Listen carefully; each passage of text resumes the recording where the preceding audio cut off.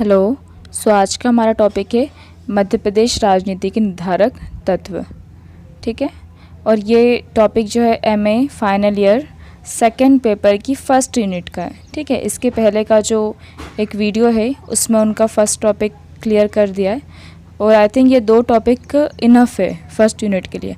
ठीक है, ये जो टॉपिक है वो एज इट इज़ क्वेश्चन के उसमें आ सकता है। ठीक है, 90% चांसेस है कि वैसे का वैसे आएगा।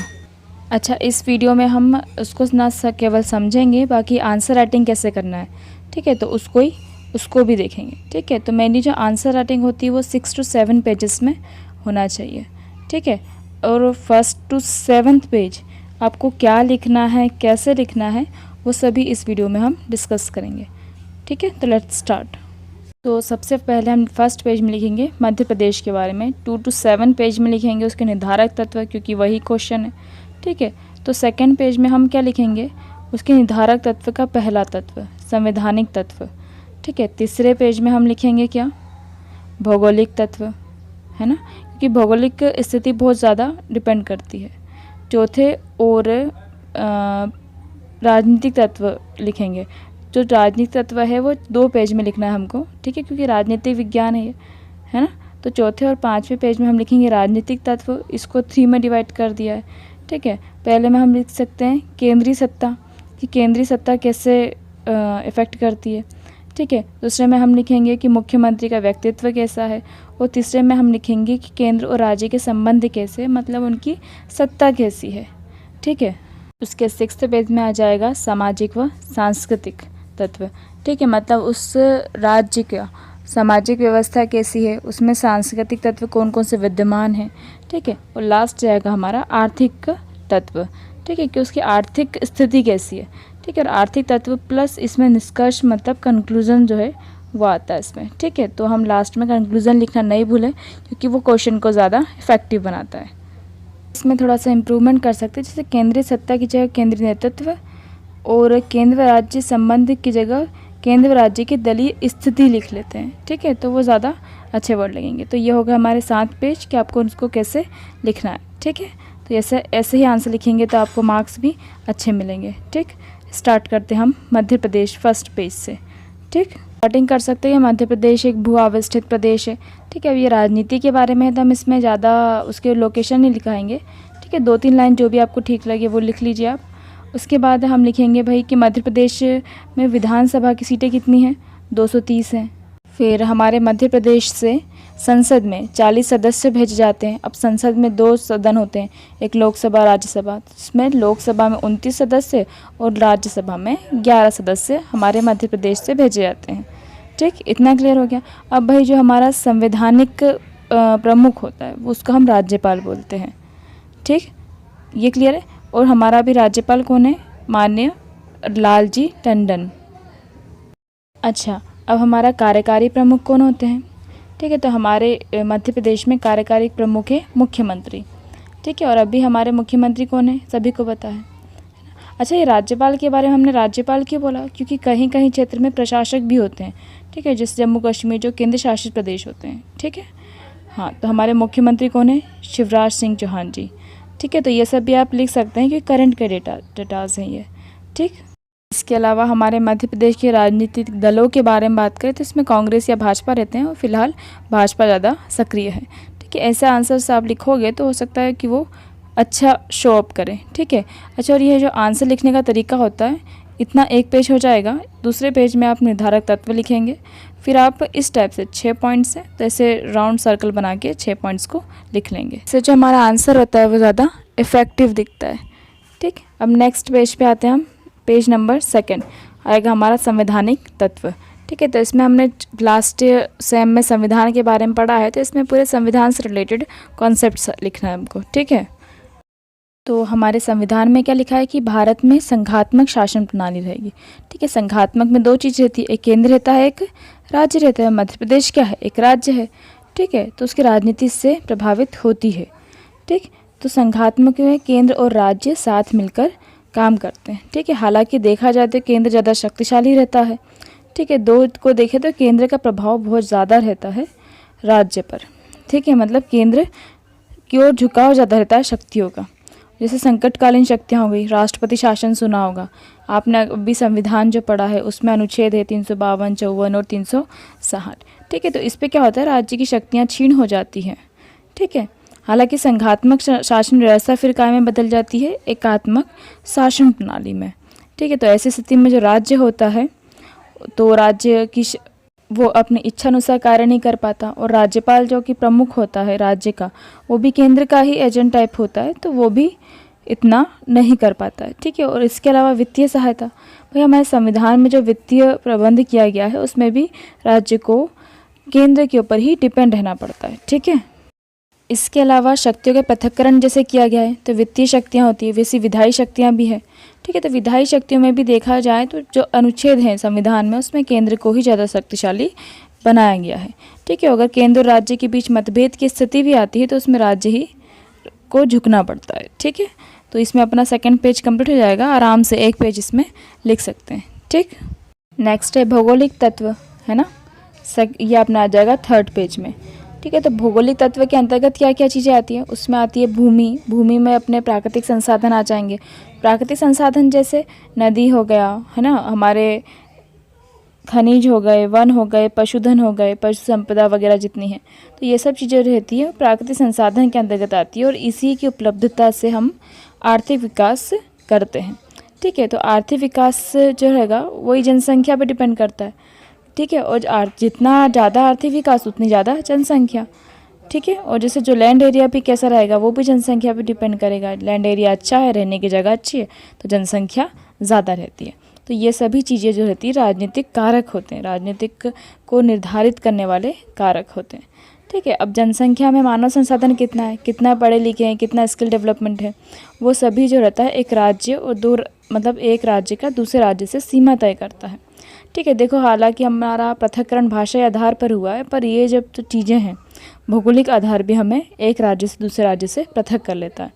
ठीक है, और अगर आर्थिक विकास की बात करें तो भाई अभी हमने पढ़ा कि हम वित्तीय रूप से केंद्र पर डिपेंड करते हैं, पर जब हमारा आर्थिक विकास ही अच्छा है तो हमको केंद्र पर डिपेंड रहने की आवश्यकता नहीं होती है, तो हमारा जो विकास है वह अधिक अच्छे तरह से हो पाता है, राजनीतिक स्थिति भी अच्छी रहती है। ठीक, इतना समझ में आ गया। अगर इसके विपरीत चलता है तो हमारी राजनीति में भ्रष्टाचार हो गया, वो बढ़ रहा है ना। भ्रष्टाचार के अलावा और जैसे पारदर्शिता कैसी रहेगी, फिर ये भी कम रहेगी, है ना। लाल फीताशाही की अधिकता रहेगी। तो ये सभी चीज़ें जो रहती हैं वो हमारे राज्य में विद्यमान होती है अगर हमारा राजनीतिक या आर्थिक विकास क्षीण है। ठीक है, इसके अलावा जो कार्यकारी शक्तियाँ होती हैं, जो सिविल सर्वेंट्स प्रशासनिक अधिकारी होते हैं, वो भी इसमें कहीं ना कहीं लिप्त हो जाते हैं और हमारी राजनीति को प्रभावित करते हैं। ठीक है, तो ये आ जाएगा हमारा पूरा, एक पेज तो भर ही जाएगा इतने में। अब नेक्स्ट बात करते हैं हम 4 और 5 पेजेस की। ठीक है, तो इसमें राजनीतिक तत्व आएंगे। तो पहला आ जाएगा हमारा केंद्रीय नेतृत्व। ठीक है, दूसरा आ जाएगा हमारा मुख्यमंत्री का व्यक्तित्व, और तीसरा आ जाएगा केंद्र और राज्य की दलीय स्थिति। ठीक है, इसको आप इस प्रकार बना लीजिए तो वो ज़्यादा इफेक्टिव लगेगा। उसके बाद आंसर लिखिए। ठीक है, ये एक पेज के ऊपर में आ जाएगा। सबसे पहले केंद्रीय नेतृत्व के बारे में लिखेंगे। तो केंद्रीय नेतृत्व मतलब क्या, प्रधानमंत्री, क्योंकि कार्यकारी प्रमुख कौन है, हमारा प्रधानमंत्री है। ठीक, इसके अलावा फिर हमारा राज्यपाल हो गया, वो भी हमारे केंद्र का ही होता है। ठीक है, केंद्रीय नेतृत्व का होता है। अब भाई प्रधानमंत्री की बात करते हैं, और प्रधानमंत्री का व्यक्तित्व कैसा है, प्रधानमंत्री किस मनोवृत्ति का है, वो किस प्रकार की योजना, कार्यक्रम या सहायता या फिर पारदर्शिता रखता है। ठीक है, विकास कार्य में उसका कितना योगदान है, तो ये सभी चीज़ें आती हैं हमारी प्रधानमंत्री के ऊपर। ठीक है, तो उनकी जो मनोवृत्ति होती है तो पॉजिटिव हो सकती है या नेगेटिव हो सकती है।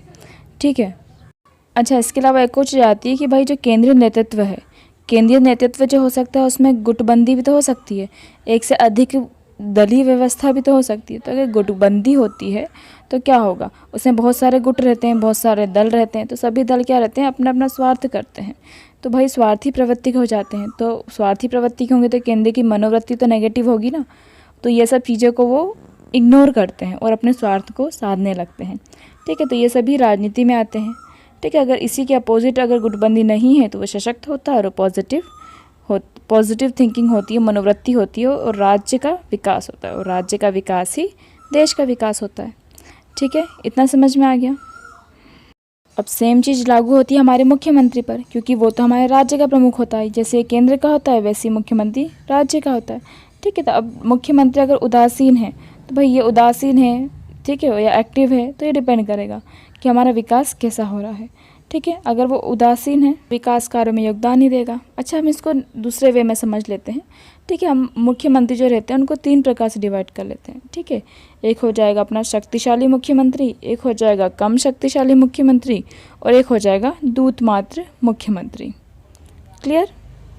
अच्छा, जो शक्तिशाली मुख्यमंत्री होता है वो क्या करेगा, काम अच्छे करेगा, है ना। कम शक्तिशाली मुख्यमंत्री मीडियम करेगा, ऊपर नीचे चलता रहेगा। दूत मात्र केंद्र के उसमें ही लगा रहेगा, मतलब अपने कार्य साधने में लगा रहेगा। ठीक है, अब भाई ये राजनेता है, राजनेता ही जैसा रहेगा, जैसा व्यक्तित्व रहेगा उसी प्रकार हमारा राज्य रहेगा और राजनीति निर्धारित होगी। ठीक, अब लास्ट आता अपना केंद्र राज्य। अब केंद्र राज्य में दोनों आएंगे, केंद्रीय नेतृत्व प्लस मुख्यमंत्री। ठीक है, अगर देख लो एग्जाम्पल की भाजपा और कांग्रेस है तो दोनों की मनोवृत्ति अलग होगी, सोच अलग होगी, तो उनके बीच में मनमुटाव बना रहेगा और नेगेटिविटी बनी रहेगी। सेम अगर भाजपा आती है तो भाई भाजपा तो कांग्रेस की दुश्मन बन जाती है ना, और भाजपा दोस्त। हालांकि ऐसा होता नहीं है, जब समझाने के लिए सिर्फ ये। ठीक है, तो उनके बीच में संबंध कैसे होंगे, मधुर संबंध होंगे, पॉजिटिविटी होगी। ठीक है, तो वो क्या रहता है, उनका अलग ही केंद्र राज्य संबंध स्थापित हो जाता है। ठीक, इतना समझ में आ गया। तो देखो जो संबंध है ना वो हम नेक्स्ट वीडियो में और अच्छे से पढ़ेंगे, ये सिलेबस में है हमारे। ठीक है, बट इस आंसर में इतना इनफ है, 4 और 5 पेज आराम से, दो पेज आराम से इसमें भर जाएंगे।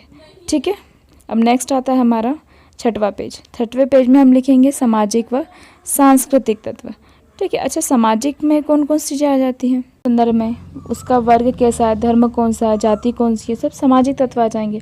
ठीक है, सांस्कृतिक तत्व कौन से आएंगे, इन तीनों में किस प्रकार की रीतियाँ विद्यमान हैं। ठीक है, अच्छा मध्य प्रदेश के संदर्भ में बात करें तो हमारे 90% क्या है, हिंदू रहते हैं। ठीक है, अब 90% मतलब 90% हिंदू है, तो हमारा देखिए RSS हो गया, RSS दल हो गया, ABVP हो गया, ठीक है, बजरंग दल हो गया, है ना। तो ये सब दल जो वो हिंदुत्व प्रवृत्ति से उभरे हुए हैं, है ना, हिंदुत्व को बढ़ावा देने वाले हैं। ठीक, अब राजनीति की बात करें तो भाई राजनीति भी जो होता है, जो राजनेता होगा वो भी इस वर्ग को ज़्यादा समर्थन करेगा। पहला तो उसको स्वार्थ के लिए कि भाई ये वोट बैंक है, और दूसरा ये कि जनसंख्या में यही ज़्यादा है तो उनका सपोर्ट करते हैं वो। ठीक है, तो एक प्रकार से एक दूसरे का सपोर्ट ये प्राप्त करते हैं। ठीक, अच्छा सांस्कृतिक तत्व में और चीज़ें कौन कैसे आएंगी कि उस वर्ग, धर्म या जाति में कौन कौन सी परंपराएं हैं, ठीक, उनमें कौन सी प्रथाएं हैं, उसमें कौन सी रीतियाँ हैं। ठीक है, अच्छा एक चीज़ मैं आपको बोलना चाहूँगी कि कोई व्यक्ति है, ठीक, भले ही वो शिक्षित नहीं है, कभी भी अपनी शिक्षा के अधिकार के लिए खड़ा नहीं होगा, पर अगर इनमें से एक भी परंपरा रीति रिवाज में कोई आ गया तो वो बिल्कुल खड़ा होगा। ठीक है, खैर ये तो समाज है हमारा। ठीक है, तो कहाँ थे हम कि हमारी सामाजिक स्थिति कैसी है। ठीक है, तो हमारी सामाजिक स्थिति जैसी रहती है, जिससे हमारी सामाजिक स्थिति शिक्षित वर्ग की है। ठीक है, शिक्षित है और हमारे यहाँ मानव संसाधन अच्छे हैं, मतलब हम स्किल्ड डेवलपमेंट अच्छा है हमारा। ठीक है, कम्युनिकेशंस वगैरह ये सब चीज़ें मानव संसाधन के अंतर्गत आती है। ठीक है, तो क्या होता है, तो इनका इंटरेस्ट कैसा है, इसके अलावा युवा वर्ग का राजनीति में इंटरेस्ट कैसा है, तो उसी स्थिति पर डिपेंड करता है हमारी राजनीति कितनी अच्छी है। ठीक है, और इसके विपरीत परिस्थिति से ग्रसित जो राज्य होता है उसमें केंद्र का हस्तक्षेप बना रहता है। ठीक है, तो ये हो गया हमारा राजनीति को प्रभावित करने वाले सामाजिक व सांस्कृतिक तत्व। क्लियर, मध्य प्रदेश के संदर्भ में इसको आप लिखेंगे तो वो ज़्यादा अच्छी राइटिंग रहेगी। ठीक है, अब आता है हमारा 7वां पेज। ठीक है, तो 7वां पेज में हम लिखेंगे आर्थिक तत्व। ठीक है, आर्थिक तत्व जो रहता है मेनली इस पर डिपेंड करता है कि सामने वाला मतलब केंद्र जो है उसका हस्तक्षेप होगा या वह अहस्तक्षेप की नीति अपनाएगा। देखो आर्थिक तत्व अगर अविकसित है तो उसमें हस्तक्षेप होता है, और विकसित है उसमें अहस्तक्षेप होता है। क्यों भाई, ऐसा क्यों? क्योंकि अविकसित की बात करें तो देखो कृषि प्रधान देश है, कच्चा माल है उसके पास, परंतु उद्योग उसका है ही नहीं, तो विकास है ही नहीं। तो जब विकास ही नहीं है तो क्या होगा, केंद्र उसके उसमें नीतियों में हस्तक्षेप करता है। ठीक है, वहीं इसके विपरीत विकसित की बात करें तो विकसित में क्या होगा, उसके पास पैसा रहेगा। ठीक है, और पैसा है, जिसके पास पैसा उसका राज। ठीक है, इस पे एक इंग्लिश में भी कहावत है, right to call the tune, मतलब जिसके पास पैसा है वो उसका ही गाना बजेगा, इसका इस प्रकार ही मतलब है। ठीक है, अब भाई अपने मध्य प्रदेश की बात करें तो अपना कृषि प्रधान है, हमारे यहाँ कच्चा माल है। और बड़े आश्चर्य की बात तो देखो कि हमारे उद्योग में हमारा 20% GDP से होता है, सिर्फ 20%, और सिर्फ 5% लोग उद्योग में इंटरेस्टेड है। और भाई जब तक आप उद्योग नहीं करोगे तो आपका विकास कैसे होगा। इसलिए जो मध्य प्रदेश है वो विकसित में नहीं आता है, मीडियम में आता है। अविकसित भी कभी कभी बोल सकते हैं, क्योंकि बीमारू राज्य में भी कभी मध्य प्रदेश का नाम आया हुआ है। ठीक है, तो ये जब राजनीति होती है तो कुल मिला के ये हमारे आर्थिक तत्व पर भी राजनीति का निर्धारण होता है। क्लियर। ठीक है, तो लास्ट में हम निष्कर्ष लिखते हैं कि निष्कर्षतः भाई जो उपरोक्त हमने तत्व लिखे हैं वो सभी मध्य प्रदेश की राजनीति को निर्धारित करते हैं और हमारी राजनीतिक प्रवृत्तियों को अन्य राज्यों की प्रवृत्तियों से अलग करती है। ठीक है, ये जो आंसर लिखा है, जो वीडियो बनाई है, इसको आप कॉपी में नोट्स बनाते चलेंगे तो आपको ज़्यादा क्लियरली समझ में आ जाएगा। ठीक है, अगर आपको PDF में फॉर्मेट चाहिए तो आपको अवेलेबल हो जाएगा, बट कमेंट सेक्शन पे आप बता दीजिए।